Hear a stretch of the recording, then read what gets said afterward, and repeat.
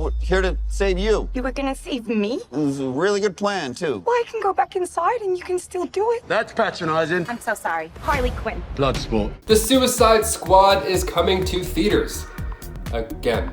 This time with James Gunn behind the wheel, and he's bringing a plethora of new characters, some we've never seen on screen before, which is super exciting. But just how many members are there in this Suicide Squad when it comes to comics? A lot. The answer is quite a few, actually. And just how bad are these guys that we're talking about? Well, I'm Taylor McWaters, welcome back to Top 10 Nerd. For today's video, we will be counting down 10 of the most powerful Suicide Squad members. Let's do it. Kicking off the list at number 10, we have Rick Flag. Played by Joel Kinnaman, Rick Flag was in the 2016 Suicide Squad film, directed by David Ayer, and it wasn't received well by the public, so much so that fans have been petitioning for a release of the hashtag Ayer cut. But that's it's not gonna happen, I don't think. But we do get another shot with our loved characters. This time around, Rick Flag looks even more badass. Rick Flag is an elite soldier and government agent who works for Task Force X. So like we see in the film adaptation, Rick is the leader of the first Suicide Squad. Yes, there are more than one, which I'll get into later. Amanda Waller enlisted him when she created the Suicide Squad, which is a task force made of supervillains who take on these high-risk missions in order to get parole, reduce sentences, freedom, something glorious, something to look forward to use their abilities in a good way, or some kind of good way. He made his first comic book debut in The Brave and the Bold issue 25, titled The Three Waves of Doom. And we're looking forward to seeing James Gunn version of him come August 4th. The third wave of Doom sounds familiar up here in Canada, hence why I'm in my apartment. And before we continue with some other dangerous Suicide Squad members, guys, that like button needs some love right now. You can feel it, I don't know, it's right there, it wants a little. So if you want to go ahead and click that, it helps our studio out quite a bit. You guys are the best. Thank you so much for watching. Now let's get right back into this list. I don't want to waste too much of your time. Number 9, Bloodsport.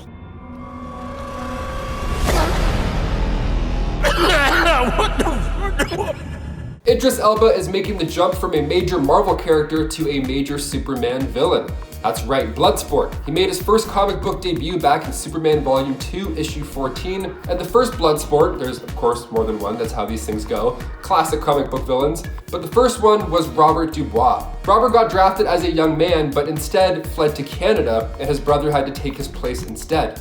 Now his brother Mickey ended up losing his arm and legs when he got drafted, so Robert was a little messed up after carrying that guilt with him. So much so that he spent the next 12 years going back and forth between psychiatric hospitals. That is until Lex Luthor found him and used him as a way to take down Superman. He gave Robert this device that could teleport any weapon to him, and one of them of course being a gun that fires needles of kryptonite. So they used his guilt and made him into one of the most feared members. Whatever version of this character we get in the James Gunn film, I'm sure it will be a blast.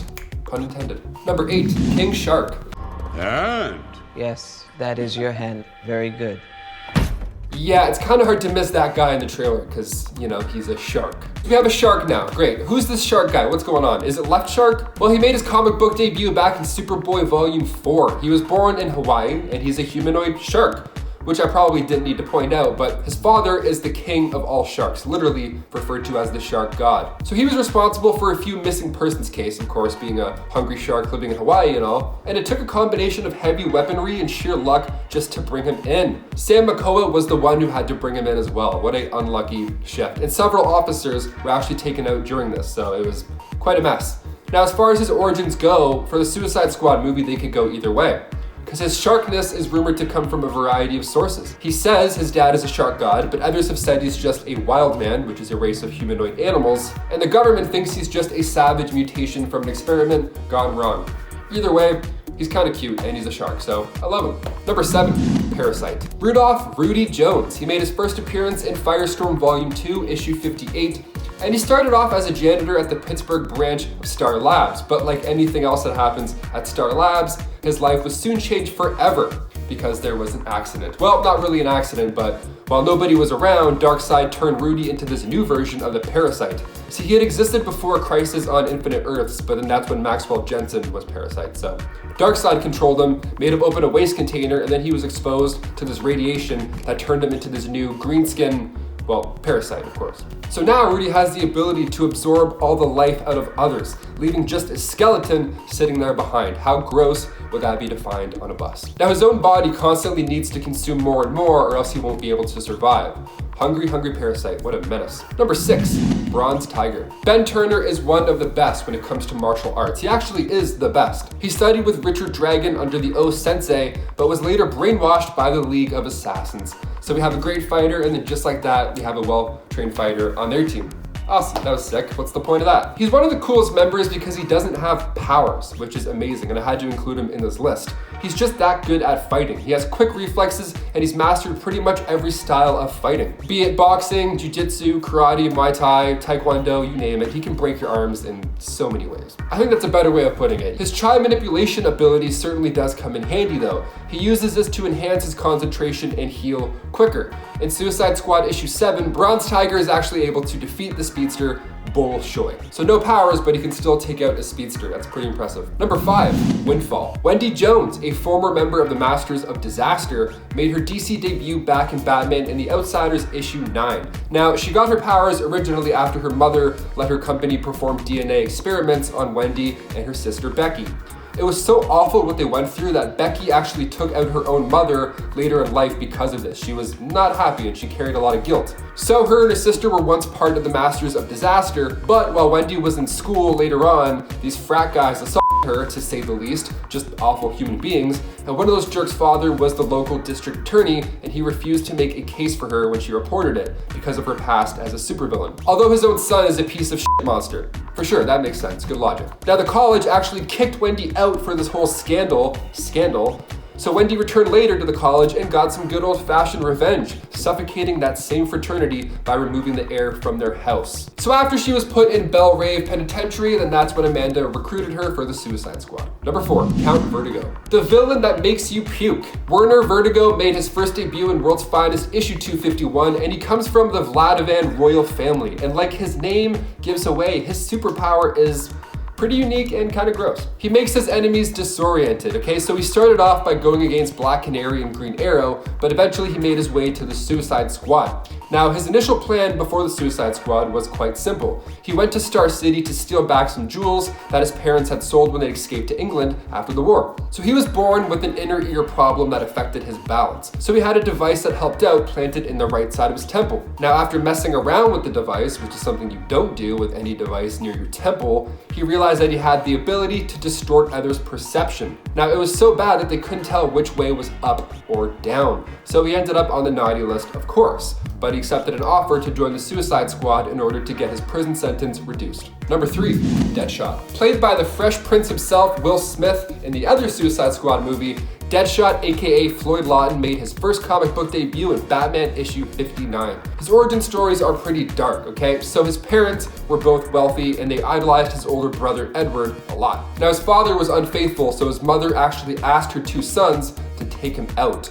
That's terrible. So Edward locked Floyd in the boathouse because Floyd wanted to go and at least warn his father, tell him what was going on. So Floyd broke out and he grabbed a hunting rifle where he climbed a tree and saw that his brother had already shot his father. He wasn't dead, but he was paralyzed after the first shot. But then when Edward was preparing to take another shot to end him, Floyd aimed his rifle and shot at him. Now, Floyd meant to disarm him. He meant to, but the branch that he was on had snapped at the last second, so that bullet actually went through the middle of his eyes, which dished out a lot more damage than he intended to. So he took out the brother he loved to protect the father that he hated. That sounds just like a DC villain, if you ask me. So after that point, he was trained by David Kane to become the professional assassin we now know as Deadshot. Number 2, Enchantress, aka June Moon. She made her first debut back in Strange Adventures issue 187 back in 1966, where right at the top it says, "Meet the switcheroo witcheroo, the Enchantress." Now it sounds fun, but she's actually a nightmare. She of course is a member of the Suicide Squad, and Cara Delevingne played her in the first movie. But in the comics, her origins are pretty tragic. See, June Moon was a freelance artist who was dating this guy named Alan Dell. Dell invited her out one evening to a party at the haunted Terror Castle, which sounds like a good time for sure. But while she was there, she fell into a chamber with this being named Zamor, which granted her witch powers. So now every time she says the name Enchantress, she changes into a green-eyed, powerful Enchantress. The downside is whenever June uses these Enchantress abilities and creates magic too quickly, her personality becomes volatile and evil, which explains how she dips into the villain role. And finally, number 1, Amanda Waller. I have to cap this list off with the boss lady herself. She made her debut in DC Comics with Legends issue 1, and she was a powerful political figure who has been in many law enforcement agencies. They referred to her as the Wall because of how aggressive and stubborn she is. She rebuilt Task Force X with Rick Flag assigned to work under her, who I mentioned at the beginning of this list. And eventually she revived the Suicide Squad under her own direction. She's a great character. I mean, Suicide Squad issue 10 was titled Up Against the Wall. It is a fan favorite with her. Many fans have pointed out that this was the issue where we had the biggest change of pace, and it stepped it up for the Suicide Squad quite a bit. It's his epic story that puts the Dark Knight himself against Amanda Waller.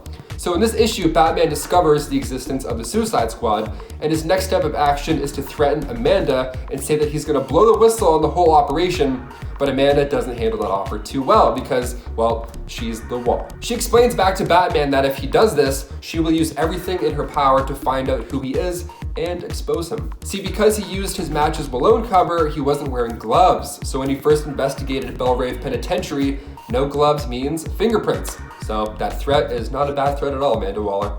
No powers and you're calling the shots. You're number 1 in my books. Guys, who are you looking forward to seeing in this new Suicide Squad movie? Let us know all your thoughts down below in the comments. As always, thank you so much for watching Top 10 Nerd. I've been your host, Taylor McWaters, and we'll see you next time. Bye.